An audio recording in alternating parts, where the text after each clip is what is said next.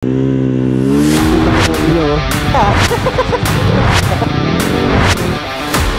you.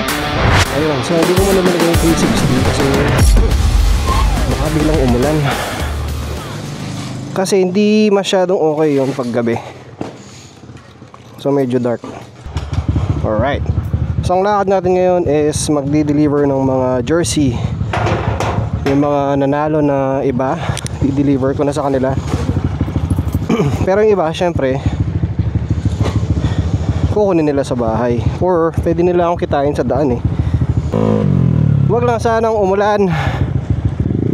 Actually sa Angeles di na daw maulan eh.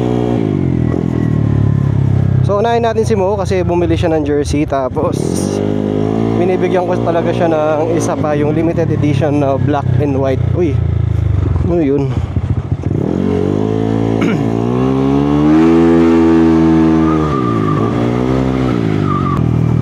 So siguro sa next vlog, pag hindi na masyadong maulan, doon ko gagamitin yung 360 natin.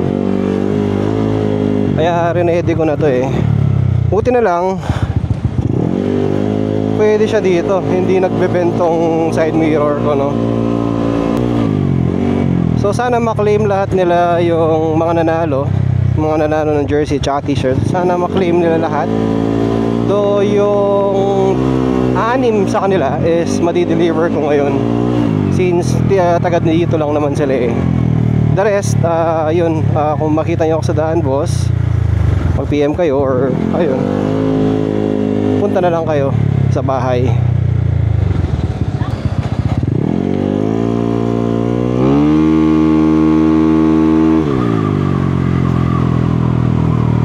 Tsaka balak ko din paayos yung tawag dito, yung disc brake sa likod kasi hindi siya balanse. So konting higpit lang siguro sa certain part ng maayos yan. Thank you nga pala ulit sa Active Sportswear, yung official sponsor natin ng mga jersey. So actually hindi ko suot yung jersey ngayon since naiinitan ako kahit walang araw. Medyo naiinitan ako eh. So ang sinuot ko na muna yung t-shirt. Ayan. So t-shirt na nasa harap yung logo na square, tapos yung pahaba sa likod. Yan, unahin na muna natin si Mo. Nako, lumilintik na. Linis malala. Ano ba ngayon? Friday. Okay, Sunday pa lang pala yung yung event ng Babsilog or AOP and Street GP, yung Bilibid Boys. Bilibid Boys mo yun? Street Bilibid pala. Basta Bilibid. Nalilito na ako sa mga grupo-grupo, napakarami kasi.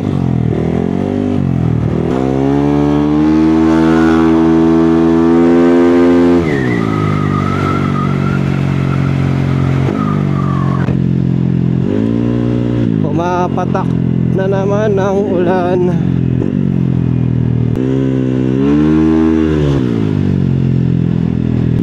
Siyempre yung dalawang mekaniko natin, si Mo sa accessories or panglabas, anyo ng natin na Julia or ng motor, siya lahat gumagawa niyan, modification, lahat. Tapos si Ryan sa mekaniko naman natin sa makina, bibigyan din natin ng limited edition na jersey. So again, yung mga bibigyan ko lang ng mga yan is yung napipili ko, mga close friends, at saka syempre yung mga bumibili sa atin ng worth 15k pataas na pyesa. Automatic meron sila. Available na rin yung mga damit natin guys, yung jersey na black, red, white. Ayan, nasa screen. Sa halagang 700 pesos lang, meron na kayong jersey na ganyan. Napakaangas guys, ang ganda talaga ng quality. So yung mga gustong bumili niyan, pwede kayo mag-PM sa page, or kung kilala nyo ako personally, pwede naman sa personal account. And limited lang po ang stocks natin. Hindi ako nagpagawa ng sobrang dami. So dati nasa 1,000 yan eh. Dahil nga nagka-sponsor tayo, nabigyan tayo ng magandang laban, kaya nababa natin ng 700 pesos lang. So 300 pesos din ang natipid nyo.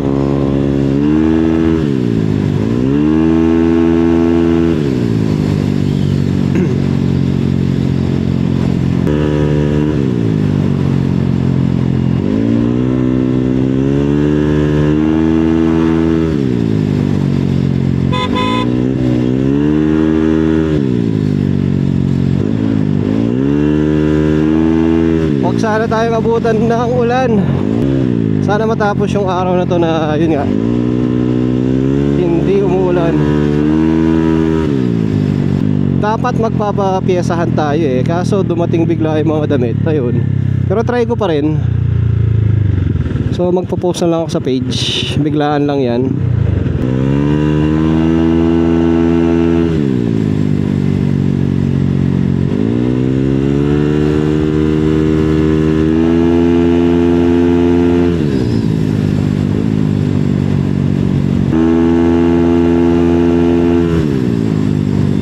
Top speed pala nito guys, maraming nagtatanong sa inyo.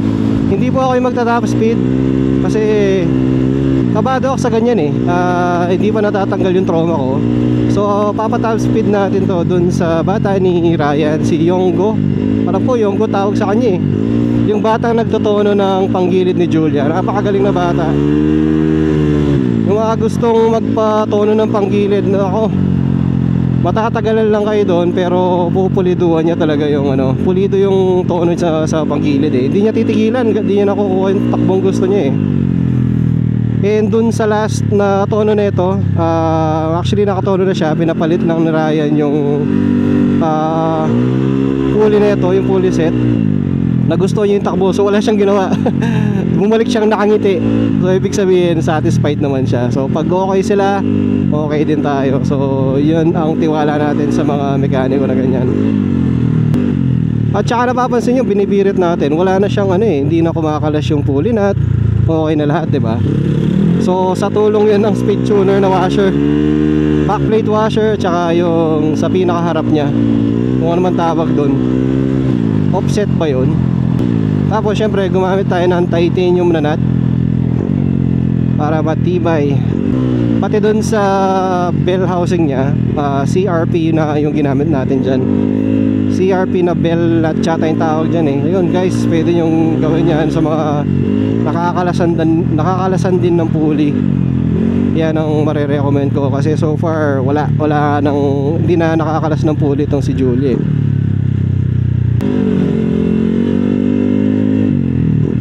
Ayan, so yung Apex pala, yung Apex na town bike natin, so to be announced. So sana hopefully this Saturday so hindi ko alam kung kailan ma-upload to, pero hopefully this coming Saturday na 23 August 23 makakapagtambay tayo doon sa Skytech ng Mabalacat. Kamachiles yun eh, harap ng Kamachiles.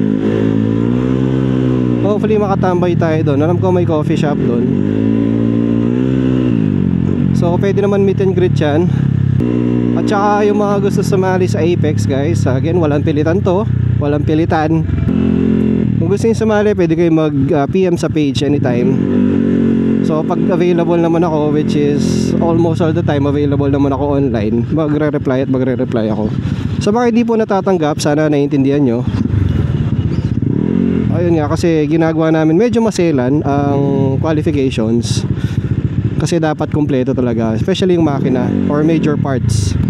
So as much as possible, hindi po namin nire-recommend yung mga peking pyesa, yung mga class A o copy, one of one o kung ano man.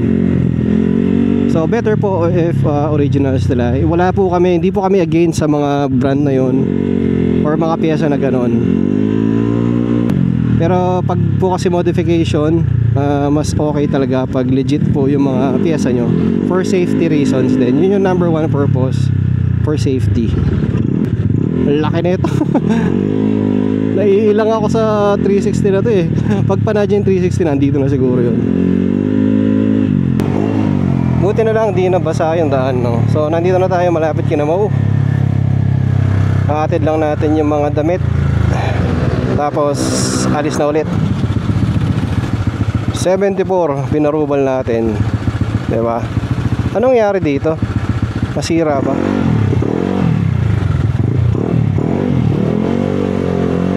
Lo, nakaangat.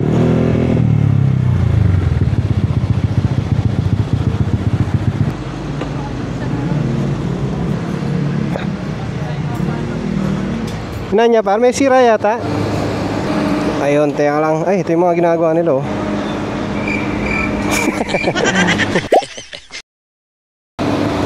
yun, so na-deliver na natin kay Mo yung damit niya. Goods na. Alis na tayo. Gilabas ko par. May isang follower din tayo dito. Ayan, kita nyo naka-white na helmet.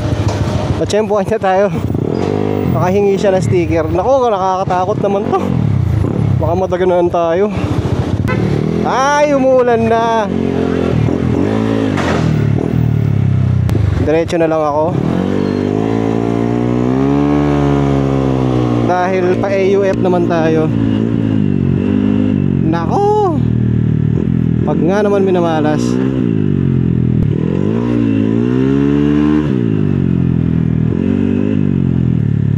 Di tayo pinagbibigyan ng panahon talaga, no? Sana umulan ng malakas. Kulang pa yan. Kulang pa yung lakas ng ulan. Gaan talaga ng mags nito. Ang dami tindahan talaga dito ng motorcycle parts.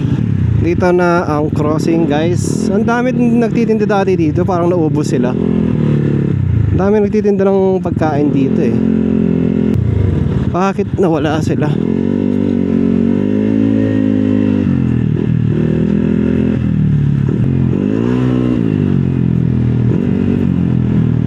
Okay, dito tayo papasok.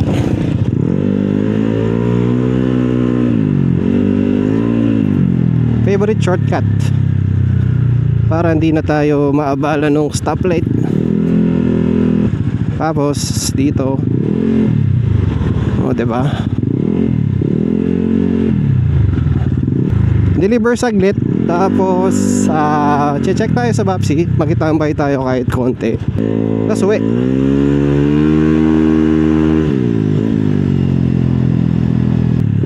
Huwag na lang sanang lumakas yung ulan. Ay, lumakas sana yung ulan. Baliktad pala. Tignan nyo yung tapolodo nyo, oh.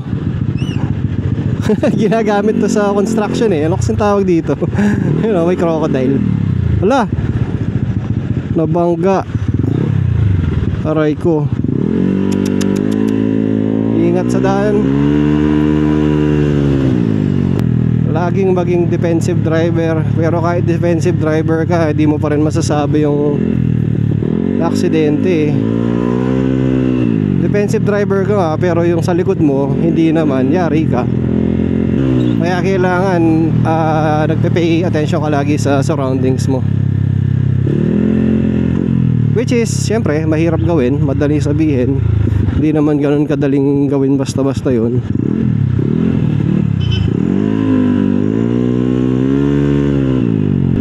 Makipagkwentuhan muna tayo kay paring Ryan. Ayan, hindi umuulan. So, siguro sa next time bike natin, doon ko susuotin yung jersey, no? Pero guys, no joke, ang ganda talaga ng design ng jersey.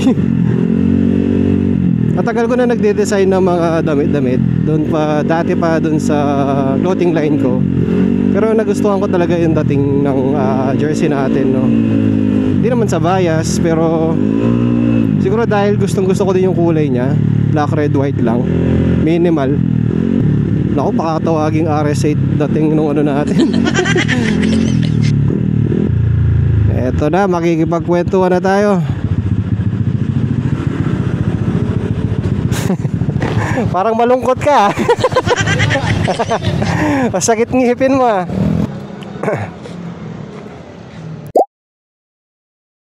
Palitan mo ng buong makina. Line mo, pupwede na tayo. 232. Let's go. O pre, kita lang tayo. Boss, pasya na lang ako doon. Ha? Pasya na lang ako. Punta ka doon? Sige.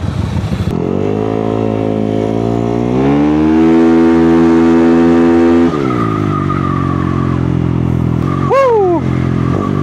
Sarap. Ayun, na-deliver na natin yung damit ni Boss Ryan. Siyempre yung mga mababait sa atin, bibigyan natin sticker. Ay, sticker, damit.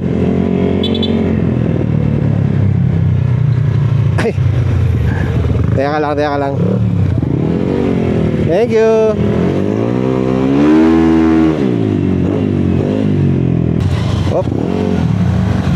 dire-diretso si kuya.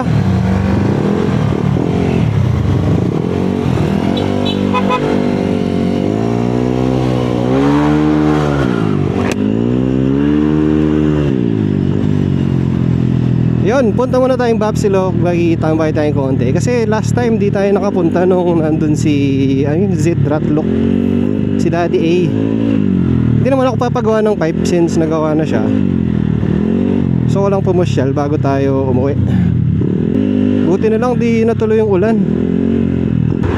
So sino pa ba ang di nagka-claim? Medyo 4 pa yata, 5 yung di nagka-claim ng damit eh.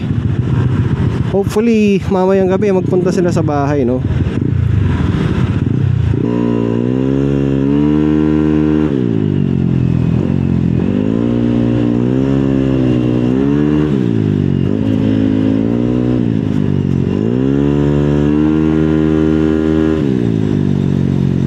Saan kaya tayo magpapapiesahan?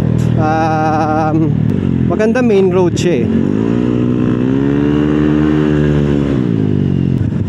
Pero pwede naman sa ibang lugar. Hanap ka ako. Dapat sana hindi masyadong matao eh.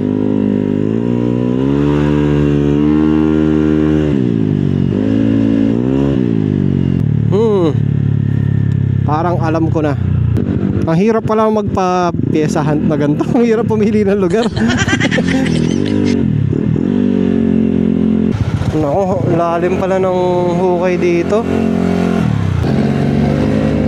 Aray ko. Aray, napuwing ako. Grabe naman.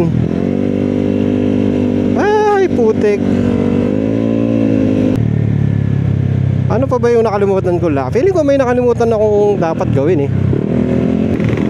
Ay, naayos na pala yung ano nito, yung idle rumble niya. Pero hindi ko siya lagi sinisindihan. Pag lang trip natin.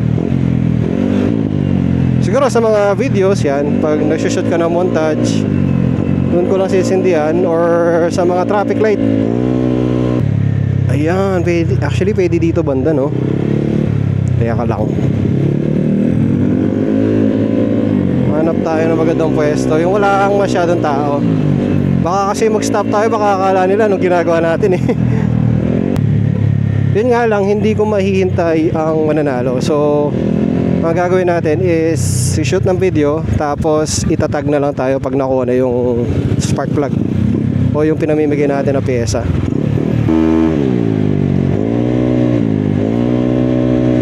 Saan kaya banda? What if yung pinakauna medyo madali lang, no? Or lagpas tayong konti sa Bapsilog, tapos hanap ng pwesto doon. Kung wala, hanap tayo ng iba.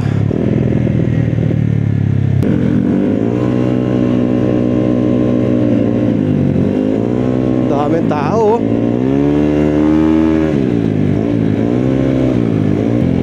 Dito kaya. Ayan, doon. Ayan, dito tayo. Tapos ikot, hanap ng pwesto. Ayun, nakakita na ako ng pwesto.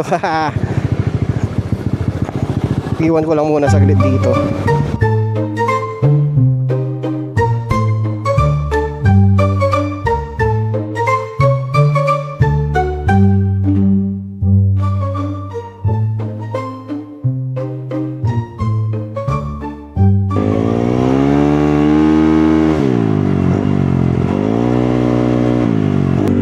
Ayun, nandito na tayo sa Bapsi.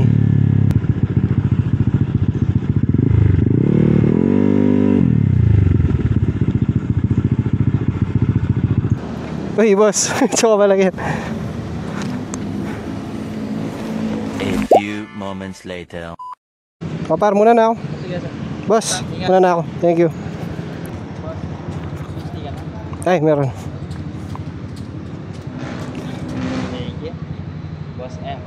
Thank you.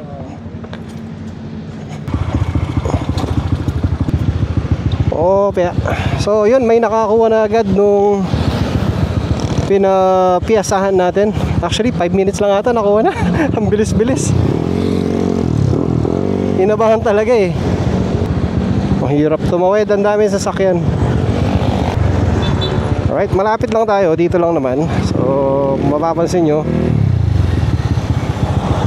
2 seconds lang nandun ka na sa Bapsilog eh, paglabas mo dito sa kanto namin. At makiunahan na tayo. Thank you, thank you. Nako po, nag-counterflow pa si kuya.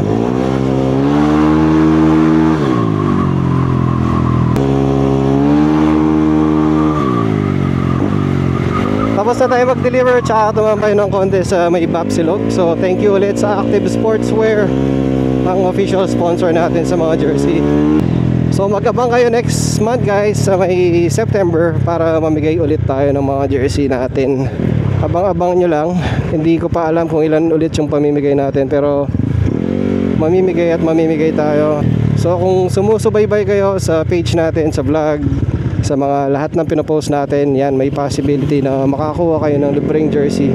Para at least alam ko, diba? Alam ko lang ang mga binibigyan natin. So pag nakakita ko ng jersey na black and white, dalawa lang ang ibig sabihin yan. Either bumili kayo sa akin ng worth 15k or binigyan ko kayo personally. Yan, next time, sa next vlog natin, gagamitin na natin ang 360 natin ulit. Basta hindi maulan. Sa piyesahan naman guys, hintayin nyo lang, mamimigay tayo ulit ng mga spark plug pang Mio. So far, yun pa lang yung pwede natin pamigay. Since wala tayong stock ng iba eh. Hindi ko naman kaya mamigay ng mags. Napakamahal. Hindi naman po tayo mayaman. Ayun, thank you again for watching. Of course, I'll see you sa next one.